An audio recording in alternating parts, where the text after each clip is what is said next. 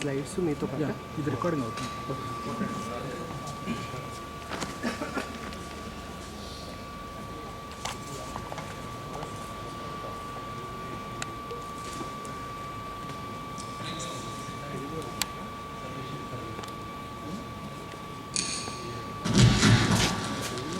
Sir please. Respected Dr. I.V. Rao, Vice Chancellor, NTR Health University, Registrar Health University, Principal, Guntur Medical College, Dr. Venugopal Rao, Vice Principal, Guntur Medical College, Dr. Vemuru Murthy garu, AHA faculty, attendees to this session, medical students, staff of Guntur Medical College, good afternoon to you. At the outset, I would like to thank the AP Medical Graduates USA Group, Dr. Murthy garu, Dr. Lokesh garu, and all others for choosing me to accept this award for the community programs. There is more than one way in which I am associated with this college, place, district, and in the next 10 minutes I will rush through the topic of community programs in cardiology and cardiologist perspective. To introduce myself, I am Dr. Srinivas, R. Srinivas, cardiologist practicing in Warangal. I have done my graduation in KMC Warangal, did my post-graduation MD from Usmania Medical College, Usmania General Hospital, and done my DM cardiology from 95 to 98 from Kasturba Medical College, Manipal. Apart from being a practicing cardiologist in Warangal, I take some time to do some research on a few topics. My interests have been ischemic heart disease in women, coronary artery disease in the young. Both have been submitted to the World Congress of Cardiology earlier, and presently I am doing some work on consanguinity in relation to congenital heart disease, atrial fibrillation, and some epidemiological study on systolic heart failure in Warangal. And my aim is to translate the population data similar to Framingham in this. Coming to community programs in cardiology, because most of the slides which I am talking is, my aim is to focus on the junior members of the medical fraternity here. We will all learn that the iceberg model of health and disease. All of us as practitioners in medicine in general and cardiology in particular only focus on the tip of the iceberg, because there is something more than this, what has to be done underneath this tip, and that's what the role of community programs focus on. As an attendee of the non-communicable disease meet in United Nations in 2011 from my Srinivasa Art Foundation, which focused for the first time in UN history on non-communicable diseases, it was told that NCDs are the second most severe threat to the global economy, and to reverse the advance of non-communicable diseases, we have to focus on three things. One is surveillance, next is prevention, and healthcare. Medicine throughout the world, and India in particular, has focused mainly on healthcare alone rather than more on surveillance and prevention, and that's what community programs come into picture. Role of surveillance in NCDs and role of prevention in non-communicable diseases. So, as an attendee at the United Nations non-communicable meet in United Nations General Assembly in 2011, I gave my opinion that for reversing this progression of NCDs, we have to focus on mainly three things. One is the 3 A's in medicine. One is increase the awareness on health aspects, particularly non-communicable diseases. 2, increase the access to healthcare services or NCD services. And third one, making the services affordable to all. And the first one, that is increase the awareness in relation to all health aspects in general and non-communicable disease in particular, focus mainly on community programs in cardiology. So the next few minutes will give an answer. What is the need for community programs in cardiology? What is the need for community programs in a country like India? And how to conduct a community program? And what are the costs involved in the conduct of community programs?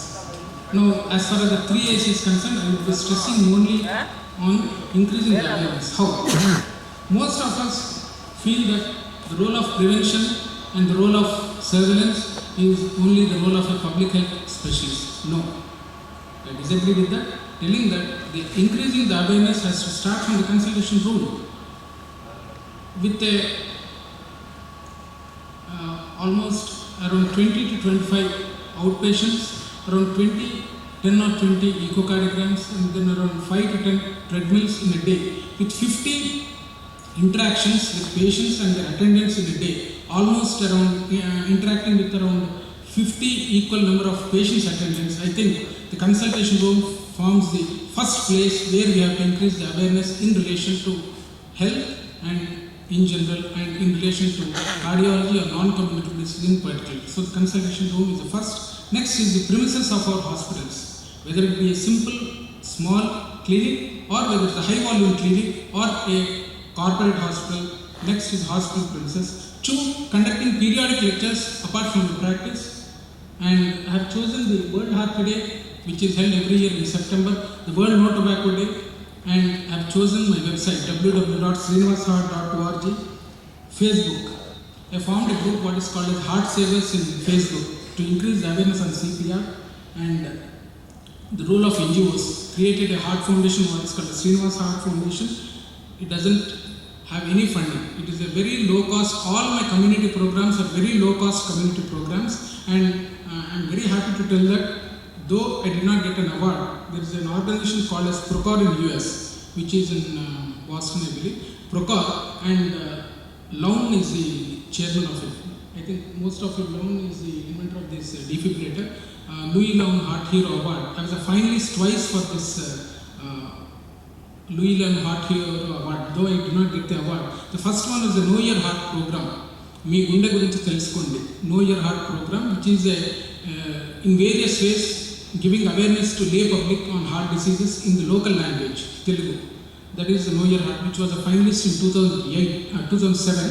And 2009, I conducted a study in the Central Jail Warangal, increasing the access to cardiac care among Central Jail prisoners in Warangal. Those people who do not have any access to cardiac care outside world, like the prisoners who served a long term, what is the incidence of heart disease? These 2 programs were there. So, okay, now coming to these are some of the programs which we have done, and I am more interested in and passionate about tobacco prevention in our country. So apart from this Know Your Heart program, community programs, and some of the research which I have done, I will be telling next 2 minutes or 3 minutes about the cardiopulmonary resuscitation training, which I have started in 2009.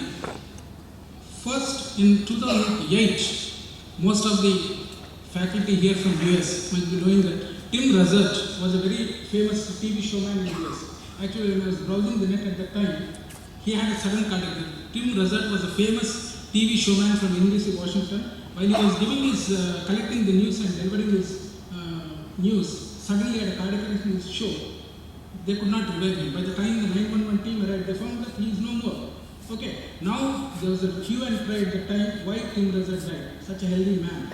Okay, that made me start the CPR training for lay public in Warangal in 2009, and that is the first program which I did in my heart center. I invited the entire district, starting from the rural to the urban, and the second I chose the World Heart Day theme at that time to train during the World Heart Day. Then I started as in US, all 13 years and above should be trained in CPR. Then through the Indian Red Cross branch in Warangal, we started training the Red Cross volunteers, then all the LIC development officers, then the bank employees, then the education institutes like the Regional Engineering College, which is an erstwhile REC, now it's called the NIT, through the Red Cross branch, and through all these student festivals, we started training the students and staff in these education institutions, including the Kakatiya University. NCC cadets are the prime group where they need to be trained. Okay, now this was so last 2009 it was started. 2010 and 11 I made 3 or 4 group sessions on CPR in various organizations. Then I thought, instead of the group sessions where very few people have been practicing on these mannequins. So we started trying to procure more and more number of mannequins. The State Bank of Hyderabad gifted to my Heart Foundation a large mannequin, and which a trainer also, with a automatic external defibrillator trainer and a skill guide also. And January 2012, the district collector was kind enough in making this an official program in Warangal. So this was the inaugural program in the Karthikeya Medical College NRA Alumni Center. Then we started, the first group was a press group, and I'm thankful to the Warangal press because they contribute a lot of articles in the local language Telugu to these local press. And you don't find my articles in the national channels or the very popular so-called TV channels or newspapers, but the local press have been very kind enough, and for them we conducted the first session. Then this was the session with morning walkers in public garden Warangal, then a few schools. Then this was extended to the police staff, to the student of police. Then this was the largest session of NCC cadets. 15 directorates from throughout the country except Jammu Kashmir attended the training session of these NCC cadets. Then I trained the RTC employees, okay, and railway staff, Kazipet railway station staff, then the diesel local staff in Warangal, and collectorate employees, all the government employees, then temple staff. The patients, attendants who come to me belonging to churches, mosques, temples, everyone should be trained, because it is not uncommon for us to hear a commuter in a train dying suddenly, a commuter in a RTC or a passenger in a RTC bus dying suddenly, or someone holding a dharna suddenly, or someone attending a meet. We had a director of a college who was attending a meet and collapsed on stage. What is so unfortunate is the only thing which we get to know is he is brought back to the hospital. I think we have to change the system, and we need to improve the system. I chose one of the hospitals where the attendants in a hospital were trained in CPR, and what is important is only hands only CPR. The latest ACC research indicates that something is better than nothing. Doing hands only CPR is better than not doing anything. And subsequently the RTC depot staff in Warangal. So this was one of the latest things. High school students, around 200 of them attending in my heart center. Then the physical education teachers. I think Dr. Murthy and others will be knowing that Fabrice Mwamba was a UK footballer. He is actually migrated from Nigeria, I believe. He had an out-of-hospital cardiac arrest while playing football in UK.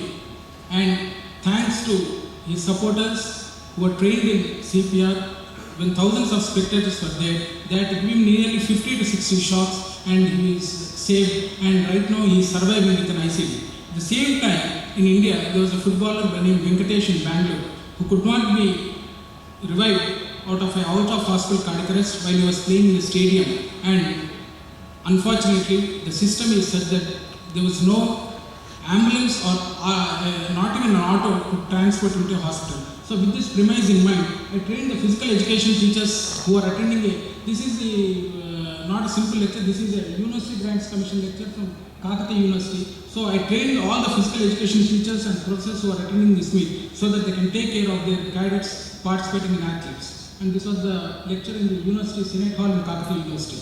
So, teachers and friends and senior people and junior people who are attending here, community programs are not difficult.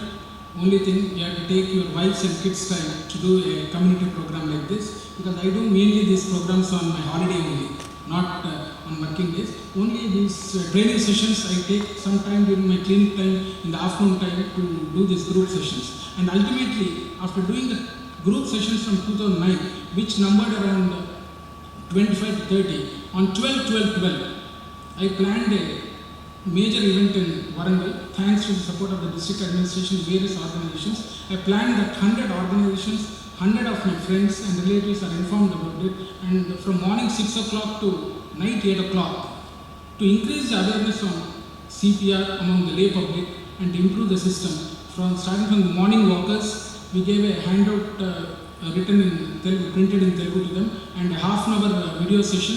8 lecture halls were used in Karthikeya Medical College, kept ready, but we used 3 lecture halls in them, and ultimately it became the largest CPR training session in the country, numbering around 4,000 in one day, that is from morning 6:30 to night 7:30, and we plan to do the similar events in other districts and other places in India in different languages, so that the community programs in cardiology need to be planned in the local language which the population was. So, friends, we need a change in the system, and this is possible through people like Dr. I.V. Rao Garu, Dr. Murthy Garu, AP Medical graduates in USA, doctors and staff who conduct such events, organizations, NGOs, and organizations like the American Heart Association, governments who encourage such program, and definitely we can do such events, and we must become the change we want to see.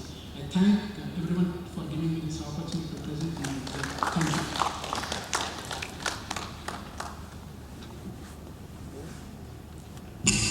Thank you, Dr. Srinivas. Really, the Public Health Foundation of India has given importance to the rural community and also other cardiac. We have to reach to the people. Thanks to Srinivas for his efforts. And incidentally, there is a mass CPR was done in December, I think November. They have done with 10,000 people. 10,000 people they have tried in one day. They have planned in 3 centers simultaneously. And so I request our center also in future plan the community programs with the help of Dr. Murthy Garu and our Vice Chancellor Dr. I.V. Rao. Thank you, Dr. Srinivas, for your excellent community. Yes. Dr. Ashok. I'd like to remind you that we have done 9,600 school kids in our medical exhibition on the layman CPR continuously for over a period of 1 week. And Very good. During our exhibition. Yes, you gave me the best stall award also for that. Thank you, thank you. I have forgotten. Dr. Ashok is an anesthesiologist and he is a instructor. He has done during our Silver Jubilee celebration exhibition, Dr. India University Health Sciences as training. Thank you, Dr. Ashok. Now we'll go to the next topic and most awaited topic. Dr. Nitin Kapra is going to talk on decreased mortality and morbidity in MI. I request Stop Dr. చేయలేదు. Y. Ramesh Babu.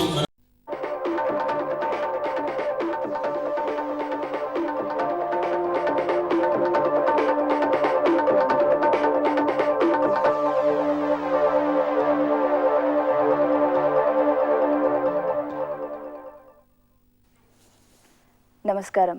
Kakatiya దర్శిని ప్రేక్షకులకు స్వాగతం.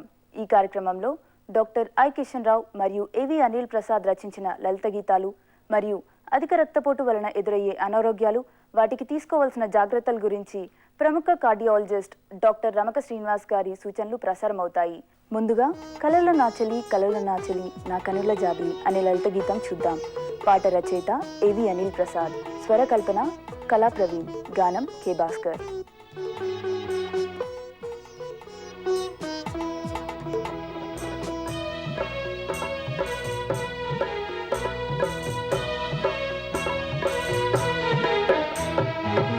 కలల నాచలి కలల నాచలి కలల నాచలి కలల నాచలి నా కనుల జాబిలి నా కదల నాయిక నా కనుల జాబిలి నా కదల నాయిక కలల నాచలి కలల నాచలి కలల నాచలి కలల నాచలి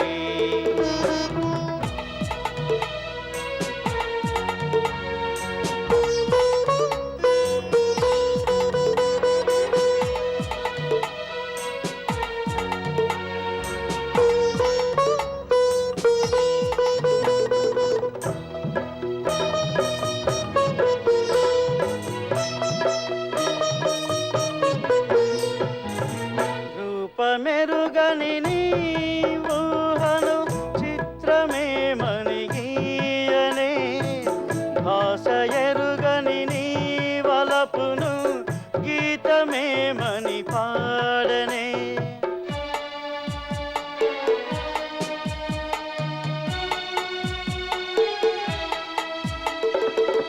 రూపమెరుగని నీ ఊహను చిత్రమే మణిగీయనే భాష ఎరుగని నీ వలపును గీతమే మణి జాడ తెలియని నీ గూటికి జాబు ఏమని వ్రాయనే జోడు వీడని నీ నీడకు మన బంధమేమని తెలుపనే కలల నా చెలి కలల నా చెలి కలల నా చెలి కలల నా చెలి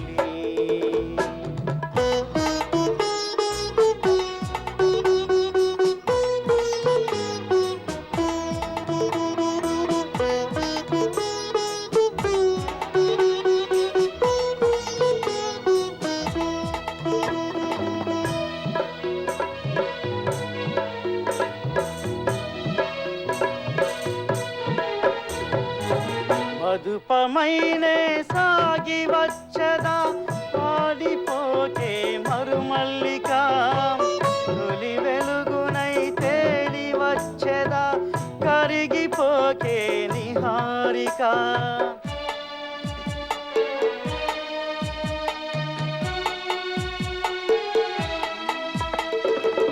మధుపమైనే సాగి వచ్చదా వాడిపోకే మరుమల్లిక తొలి వెలుగునై తేలి వచ్చదా కరిగిపోకే నిహారిక మధురవుహగా మిగిలిపోవక వలచిరావే అవిసారిక మబ్బు వీడిన చందమామగా కదలిరావే కలకన్యక కలల నా చెలి కలల నా చెలి కలల నా చెలి కలల నా చెలి నా కనుల జాబిలి నా కదల నాయిక నా కనుల జాబిలి నా కదల నాయిక కలల నా చెలి కలల నా చెలి కలల నా చెలి కలల నా చెలి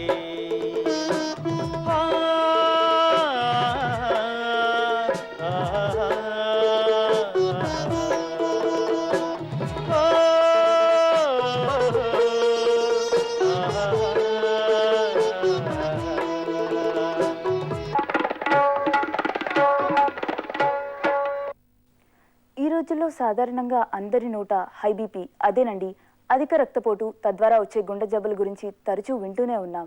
మరి ఈ రోజు మన కార్యక్రమంలో అధిక రక్తపోటు వలన ఎదురయ్యే అనారోగ్యాలు, వాటి నివారణ గురించి తీసుకోవాల్సిన జాగ్రత్తల గురించి ప్రముఖ కార్డియాలజిస్ట్ డాక్టర్ రమక శ్రీనివాస్ గారి సూచనలు ప్రసారమవుతాయి. అవి చూద్దాం. ప్రపంచంలోని మరణాలకు అధిక రక్తపోటు ముఖ్య కారణం. సామాజిక ఆరోగ్య రుగ్మతల్లో అధిక రక్తపోటు ముఖ్యమైనది. అందుకే అధిక రక్తపోటు నిశ్శబ్దంగా శరీరంలోని ముఖ్య అవయవాలైన గుండె, మెదడు, కన్ను వీటన్నిటి మీద దుష్ప్రభావం నిశ్శబ్దంగా చూపించడం వలన దీన్ని సైలెంట్ కిల్లర్గా అభివర్ణిస్తారు. అందుకే రక్తపోటు గురించి, అధిక రక్తపోటు గురించి వైద్య భాషలో దీన్ని హైపర్ టెన్షన్ అంటారు. దీని గురించి అందరూ తెలుసుకోవడం ముఖ్యం. అధిక రక్తపోటు గురించి తెలుసుకునే ముందు రక్తపీడనం అంటే ఏంటి, అధిక రక్తపోటు నిర్వచనము, వివిధ దశలు, అధిక రక్తపోటుకు ముఖ్యమైన కారణాలు, అధిక రక్తపోటు నిర్ధారణ, దానికి చికిత్సా మార్గాలు, మందుల మార్గం అయితేనేమి ఇతర మార్గాలు, చికిత్సా మార్గాలు, వివిధ శాఖలకు చెందిన మందులు, మరియు ఆడవారిలో అధిక రక్తపోటు గురించి కొన్ని ముఖ్య విషయాలు, అధిక రక్తపోటు గురించి కొన్ని అపోహలు, అధిక రక్తపోటు ఎలా నివారించాలి, అధిక రక్తపోటు ఉన్నవారు తీసుకోవాల్సిన జాగ్రత్తలు తెలుసుకోవడం చాలా ముఖ్యం. రక్తపీడనం అంటే ఏంటి? సాధారణంగా గుండె సంకోచం తర్వాత గుండె నుంచి ముఖ్యమైన లెఫ్ట్ వెంట్రికల్ నుంచి వెలువడిన ముఖ్య రక్తనాళమైన అయోర్టా రక్తనాళం నుంచి రక్తం వెలువడ్డ తర్వాత శరీరంలోని ఇతర రక్తనాళాల మీద, వాటి అంతర్భాగాన, వాటి గోడల మీద చూపే బల ప్రభావాన్ని రక్తపీడనం అంటారు. సాధారణంగా రక్తపీడనం 120/80 గణాంకంగా పేర్కొంటారు. దీంట్లో పై గణాంకమైన 120ని సిస్టలిక్ రక్తపీడనం అంటే గుండె సంకోచించినప్పుడు వెలువడే రక్తం చూపే బల ప్రభావాన్ని 120 మిల్లీమీటర్ల పాదరసంగా, మరి కింది గణాంకమైన 80 మిల్లీమీటర్ల పాదరసాన్ని డయాస్లిక్ రక్తపీడనం అంటే గుండె వ్యాకోచించినప్పుడు చూపే బల ప్రభావాన్ని 120/80. ఇది నార్మల్ బ్లడ్ ప్రెషర్ అంటే సాధారణంగా అందరిలో ఉండే రక్తపీడనం. 140/90 పైన మిల్లీమీటర్ల పాదరసం 140/90 పైన కనుక రక్తపీడనం కనుక ఉంటే దీన్ని అధిక రక్తపోటు లేక వైద్య పరిభాషలో హైపర్ టెన్షన్గా పేర్కొంటారు. 120 నుంచి 139 మిల్లీమీటర్ల పాదరసం కానీ, లేకపోతే 80 నుంచి 89 మిల్లీమీటర్ల పాదరసం అంటే 120 to 139, లేకపోతే 80 నుంచి 89 డయాస్లిక్ బ్లడ్ ప్రెషర్ కనుక ఉన్నట్టయితే దీన్ని ప్రీ హైపర్ టెన్షన్ దశగా పేర్కొంటారు. ఈ దశలో చికిత్స కంటే జీవన శైలిలో మార్పులు ఇవన్నీ చాలా ముఖ్యం. స్టేజ్ 1 హైపర్ టెన్షన్ అంటే 140 నుంచి 159 సిస్టలిక్ రక్తపీడనము, అలాగే 90 నుంచి 99 రక్తపీడనాన్ని అంటే 140 to 159, లేకపోతే డయాస్లిక్ రక్తపీడనము 90 నుంచి 99 కనుక ఉన్నట్టయితే దీన్ని స్టేజ్ 1 హైపర్ టెన్షన్ అని. స్టేజ్ 2 హైపర్ టెన్షన్ అంటే 160 మిల్లీమీటర్ల పాదరసం సిస్టలిక్ రక్తపీడనం కానీ, లేకపోతే 100 పైన డయాస్లిక్ రక్తపీడనం కనుక ఉన్నట్టయితే దీన్ని స్టేజ్ 2 హైపర్ టెన్షన్గా పేర్కొంటారు. అధిక రక్తపోటుకు కారణాలు ఏంటి? 90 నుంచి 90% మంది ఎసెన్షియల్ హైపర్ టెన్షన్ లేకపోతే ప్రైమరీ హైపర్ టెన్షన్ అంటారు. దీనికి నిర్దిష్టమైన కారణాలు ఏమీ ఉండకపోవచ్చు. 5 నుంచి 10% మందికి సెకండరీ హైపర్ టెన్షన్ అంటే రకరకాల కారణాలు ఉంటాయి. ఉదాహరణకు మూత్రపిండాల వ్యాధి, మూత్రపిండాల్లో రాళ్ళు కానీ, మూత్రపిండాల్లో కంతులు కానీ, మూత్రనాళ వ్యవస్థలో ఎలాంటి దుష్ప్రభావం ఉన్నా, అలాగే అక్యూట్ గ్లామర్లోనెఫ్రైటిస్ అని మూత్రపిండాల వ్యాధి కానీ, అలాగే శరీరంలోని కంతులు ముఖ్యంగా అడ్రినల్ గ్రంథి కానీ లేకపోతే థైరాయిడ్ గ్రంథి కానీ వీటి వలన వచ్చిన వ్యాధుల వలన, ముఖ్యంగా అడ్రినల్ గ్రంథిలో కంతులు కనుక ఉన్నట్టయితే ఫియోక్రోమోసైటోమా అన్న వ్యాధిలో అధిక రక్తపోటు ఉండే అవకాశం ఉంటుంది. అలాగే చిన్నపిల్లల్లో గుండె నుంచి వెలువడ్డ అయోర్టా రక్తనాళంలో ఎక్కడన్నా అంతరాయం ఉన్నట్టయితే కనుక కోఆక్టేషన్ ఆఫ్ అయోర్టా అనే వ్యాధి ఉంటుంది. ఇది పుట్టుకతో ఉండే వ్యాధి. దీంట్లో అధిక రక్తపోటు ఉండే అవకాశం ఉంటుంది. అందుకే అధిక రక్తపోటు ఈ ప్రైమరీ హైపర్ టెన్షన్ కాక సెకండరీ హైపర్ టెన్షన్ అంటే నిర్దిష్టమైన కారణాలను కనుక్కోవడం చాలా ముఖ్యం. అధిక రక్తపోటును ఎలా నిర్ధారిస్తారు? సాధారణంగా స్పిగ్నోమానోమీటర్ అను పరికరంతో అంటే బ్లడ్ ప్రెషర్ ఆపరేటస్ అని సాధారణ పరిభాషలో అంటాము. దీంట్లో రకరకాలు ఉంటాయి. మెర్క్యూరీ స్పిగ్నోమానోమీటర్ అని, అలాగే ఎనరాయిడ్ అంటే మెర్క్యూరీ లేకుండా ఉన్నదాన్ని, అలాగే ఎలక్ట్రానిక్ బ్లడ్ ప్రెషర్ ఆపరేటస్ అని, అలాగే కార్డియక్ కెథటరైజేషన్ ల్యాబ్లో ఈ intra arterial blood pressure recording వలన కూడా మనము రక్తపీడనాన్ని కనుక్కునే అవకాశం ఉంటుంది. అధిక రక్తపోటు వలన గుండె మీద, మెదడు మీద, కంటి మీద దుష్ప్రభావం వచ్చే అవకాశం ఉంటుంది. ముఖ్యంగా గుండె కండరం మందంగా అయ్యి లెఫ్ట్ వెంట్రికులర్ హైపర్ట్రఫీ వలన హార్ట్ ఫెయిల్యూర్ వచ్చే అవకాశం ఉంటుంది. అలాగే గుండెకు సంబంధించిన రక్తనాళాలు ముఖ్యంగా కర్నరీ రక్తనాళాలు కానీ వీటిల్లో అంతరాయం కనుక ఏర్పడినట్టయితే గుండెపోటు అంటే గుండె చెందిన ఈ కర్నరీ రక్తనాళాల్లో రక్తం గడ్డగట్టే వ్యాధి ప్రక్రియ అథెరోస్క్లెరోసిస్ అతివేగమయ్యి వీటి వల్ల గుండెపోటు వచ్చే అవకాశం ఉంటుంది. అలాగే శరీరానికి చెందిన అయోర్టా మరియు ఇతర రక్తనాళాల్లో అంతరాయం ఏర్పడి థ్రాంబో యాంజైటిస్ ఆబ్లేటరీస్ కానీ పెరిఫెరల్ వాస్కులర్ డిసీజ్ ఇవన్నీ కూడా వచ్చే అవకాశం ఉంటుంది. చికిత్స గురించి చెప్పాలి అంటే అధిక రక్తపోటు గురించి వివిధ శాఖల మందులు ఉంటాయి. దీంట్లో beta blockers, diuretics, AC inhibitors, angiotensin receptors blockers అని వివిధ రకాల మందులు వివిధ మోతాదులో ఇవ్వడం జరుగుతూ ఉంటుంది. ఇది మందుల వాడకం గురించి. అయితే చికిత్స ప్రైమరీ ఆర్ ఎసెన్షియల్ హైపర్ టెన్షన్లో ఈ మందుల వాడకం కాకుండా ముఖ్యంగా సెకండరీ హైపర్ టెన్షన్ అంటే రీనల్ ఆర్టరీ స్టెనోసిస్, ఈ మూత్రపిండాలకు రక్తం సరఫరా చేసే రక్తనాళాల్లో అంతరాయం ఉన్నా, లేకపోతే కోఆక్టేషన్ ఆఫ్ అయోర్టా, చిన్నపిల్లల్లో ఈ కోఆక్టేషన్ ఆఫ్ అయోర్టా ఉంటే కనుక వీరిలో యాంజియోప్లాస్టీ కానీ శస్త్రచికిత్స ద్వారా ఈ అధిక రక్తపోటును తగ్గించే అవకాశము చికిత్స చేసే మార్గాలు ముఖ్యంగా ఉంటాయి. అలాగే శరీరంలోని హార్మోన్ గ్రంథులు ముఖ్యంగా ఈ అడ్రినల్ గ్లాండ్లో ఫియోక్రోమోసైటోమా అనే కంతి కనుక ఉన్నట్టయితే, మూత్రనాళ వ్యవస్థలో కంతులు కనుక ఉన్నట్టయితే వాటిని కూడా మన శస్త్రచికిత్సతోనే తగ్గించే చికిత్స చేసే మార్గం ముఖ్యంగా ఉంటుంది. అధిక రక్తపోటు ఉన్నవారు ఉప్పు వాడకాన్ని తగ్గించాలి. సాధారణంగా ఉప్పు వాడకం దినానికి 6 గ్రాములు ఒక మనిషి వాడవచ్చు. దీంట్లో సోడియం క్లోరైడ్ 1.6 గ్రామ్స్ వరకు ఉంటుంది. దీన్ని కనుక మించితే అధిక రక్తపోటు వచ్చే అవకాశం ఎక్కువగా ఉంటుంది. ఉప్పు వాడకాన్ని తగ్గించడం అధిక రక్తపోటు చికిత్సలో నివారణలో చాలా ముఖ్యం. అలాగే వ్యాయామలేమి కనుక ఉన్నట్టయితే అధిక రక్తపోటు వచ్చే అవకాశం ఉంటుంది. అధిక రక్తపోటు ఉన్న వాళ్ళు క్రమంగా వ్యాయామం చేయాలి. అలాగే ఈ ఆహార నియమాలు పాటించలో కొవ్వు పదార్థాలు తగ్గించడం చాలా ముఖ్యం. అందుకే అధిక రక్తపోటు నివారణలో చికిత్సలో ఈ మందుల వాడకం కాకుండా జీవనశైలి, ఆహార నియమాలు, వ్యాయామం ఇది చాలా ముఖ్యం. పొగాకు వాడకాన్ని తగ్గించాలి. ఆల్కహాల్, మత్తు పదార్థాల వాడకాన్ని చాలా తగ్గించాలి. అధిక రక్తపోటు నుంచి ఇంకొక విషయం ఏంటంటే ముఖ్యంగా ఆడవారిలో అధిక రక్తపోటు, గర్భిణీ దశలో కనుక అధిక రక్తపోటు ఉన్నట్టయితే దీన్ని గర్భిణీ దశ అధిక రక్తపోటు అంటారు. ముఖ్యంగా ఆడవారిలో కనుక ఈ అధిక రక్తపోటు గర్భిణీ దశలో ఉన్నట్టయితే ప్రీ ఎక్లాంప్సియా మరియు ఎక్లాంప్సియా అని విపత్కర పరిస్థితులు దారితీస్తాయి. దీనివల్ల పిండం మీద, పుట్టే బిడ్డ మీద దుష్ప్రభావం ఉండే అవకాశం ఉంటుంది. వీరిలో భవిష్యత్తులో కూడా గర్భిణీ దశలో అధిక రక్తపోటు వచ్చి పిండం మీద దుష్ప్రభావం ఉండే అవకాశం ఉంటుంది. అందుకే ఆడవారిలో అధిక రక్తపోటు ఉంటే ముఖ్యంగా గర్భిణీ దశలో దీన్ని నియంత్రించడం చాలా ముఖ్యం. అధిక రక్తపోటు గురించి కొన్ని అపోహల గురించి చెప్పుకోవాలి అంటే సాధారణంగా అందరూ చికాకుగా ఉన్నా, కోపంగా ఉన్నా, లేకపోతే తల తిప్పడం జరిగినా కూడా ఇలా అధిక రక్తపోటు ఉందని అనుకోవడం జరుగుతుంటుంది. ఇది ఒక అపోహ మాత్రమే. అందుకే అధిక రక్తపోటును నియంత్రించడంలో, నివారించడంలో సామాజికంగా అందరూ వ్యక్తిగతంగానే కాకుండా ఈ వైద్య సిబ్బంది అందరూ కూడా అధిక రక్తపోటును నివారించి ఈ సామాజిక రుగ్మతను మనం కాపాడే ప్రయత్నం చేయాలి. డాక్టర్ గారు సూచించినట్లు అధిక రక్తపోటు నివారణకు ఆహార పదార్థాల్లో ఉప్పు, కారం తగ్గించుట, బరువును నియంత్రించుకొనుట, రోజువారీ వ్యాయామం చేయుట, పొగ త్రాగటం మానేయటం, మానసిక ఒత్తిడి తగ్గించుకొనుట తదితర జీవనశైలిలో మార్పులు అధిక రక్తపోటు నివారణకు ఎంతగానో ఉపయోగపడతాయి.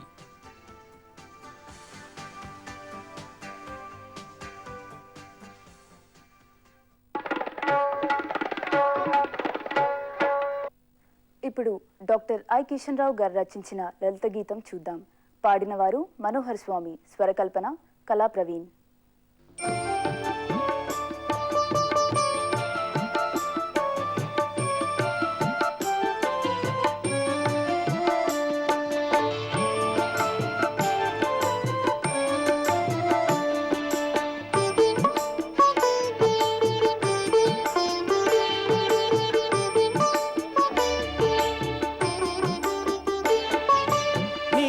మధురగానం సామవేద సారం, నీ మధురగానం సామవేద సారం, నీ చరణ విన్యాసం నటమయూరి సంచారం, నీ చరణ విన్యాసం నటమయూరి సంచారం, సరాగాల రాగాలు అభినయాల భావాలు, సరాగాల రాగాలు అభినయాల భావాలు, ఓకు సోదరి సుందర సుమ మనోహరి, ఓకు సోదరి సుందర సుమ మనోహరి, నీ మధుర గానం సామవేద సారం, నీ మధుర గానం సామవేద సారం.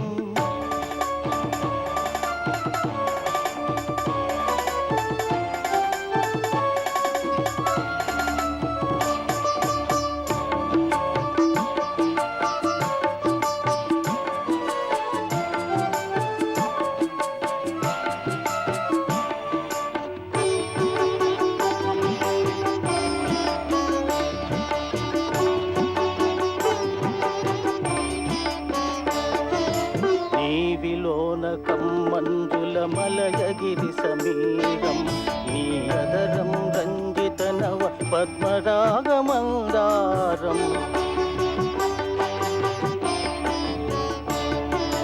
నీ విలోల కమ్మంజుల మలయగిరి సమీరం, నీ అదరం రంజిత నవ పద్మరాగమందారం, నీ అదరం మకరాందామృత వికసిత రాజీవం, నీ అదరం మకరాందామృత వికసిత రాజీవం, నీ హృదయం ప్రణయ రాజ కాంచన సింహాసనం, ఓకు సోదరి సుందర సుమ మనోహరి, ఓకు సోదరి సుందర సుమ మనోహరి నీ మధుర గానం సామవేద సారం నీ మధుర గానం సామవేద సారం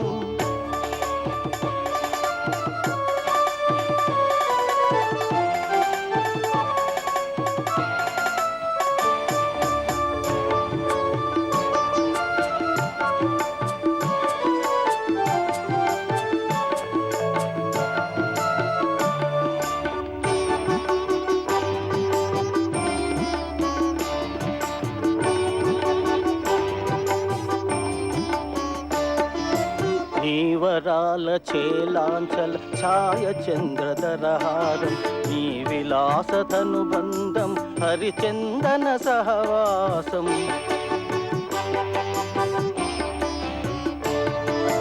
నీవరాల చేలాంచల ఛాయ చంద్రధరహాసం నీ విలాసతనుబంధం హరిచందన సహవాసం నీవే జీవిత లక్ష్యం నీతో శత జన్మ సుఖం నీవే జీవిత లక్ష్యం నీతో శత జన్మ సుఖం ఆనందో బ్రహ్మం అర్థానికి సాక్ష్యము నీవే ఓ సోదరి సుందర సుమ మనోహరి ఓ సోదరి సుందర సుమ మనోహరి నీ మధుర గానం సామవేద సారం నీ మధుర గానం సామవేద సారం నీ చరణ విన్యాసం నటమయూరి సంచారం నీ చరణ విన్యాసం నటమయూరి సంచారం సరాగాల రాగాలు అభినయాల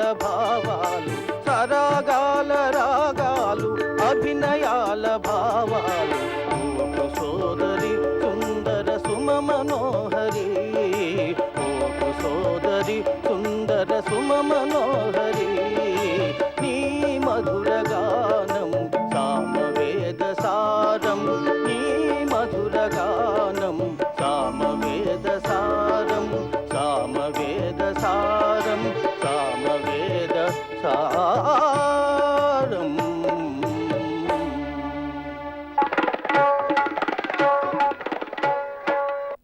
నా ఊహవల్లికపై విరిసిన సిరిమల్లిక అనే భావగీతం చూద్దాం. పాట రచన ఏవి అనిల్ ప్రసాద్, స్వరకల్పన కళా ప్రవీణ్, గానం దేవేందర్.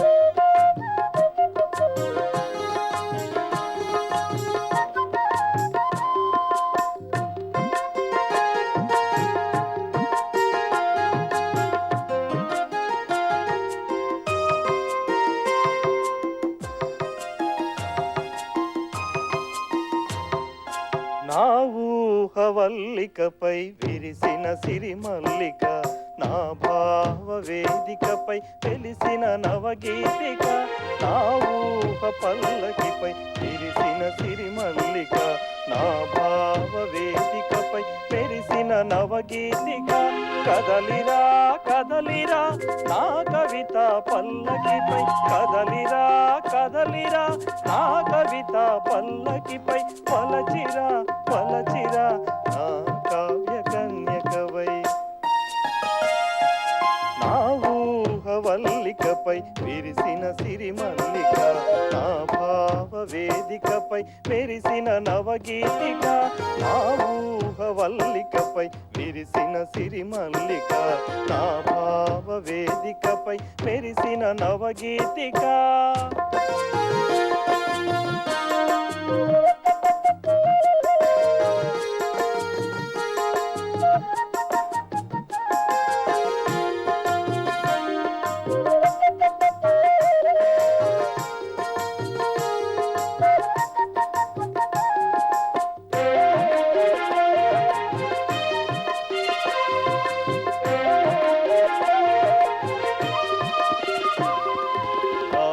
మానసవనమంత నీ తావి సుగంధాలే ఏ కొమ్మన దాగేవు కనువిందై కనరావు ఆ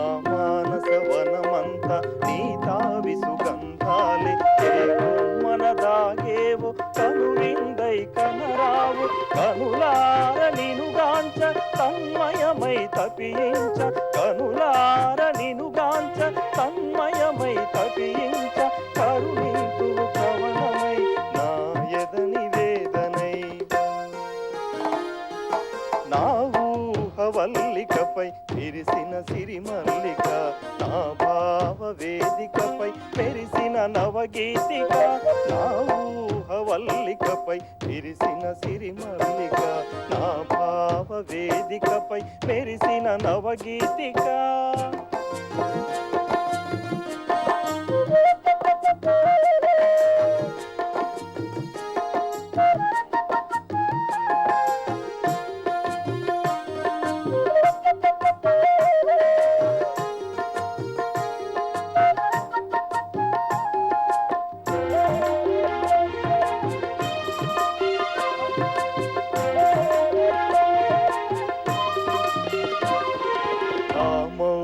వీణియపై నీ తలపులు మీటగా ఏ మూగ వేదను రవలించు పాటగా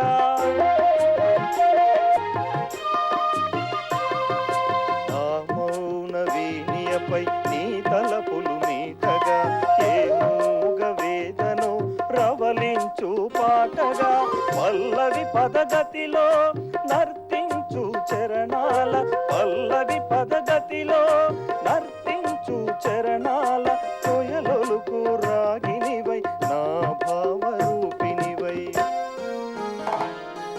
నా ఊహవల్లికపై విరిసిన సిరిమల్లిక నా భావ వేదికపై మెరిసిన నవగీతిక నా ఊహవల్లికపై విరిసిన సిరిమల్లిక నా భావ వేదికపై మెరిసిన నవగీతిక కదలిరా కదలిరా నా కవిత పల్లకిపై కదలిరా కదలిరా నా కవిత పల్లకిపై పలచిరా పలచిరా నా కావ్య కన్యకవై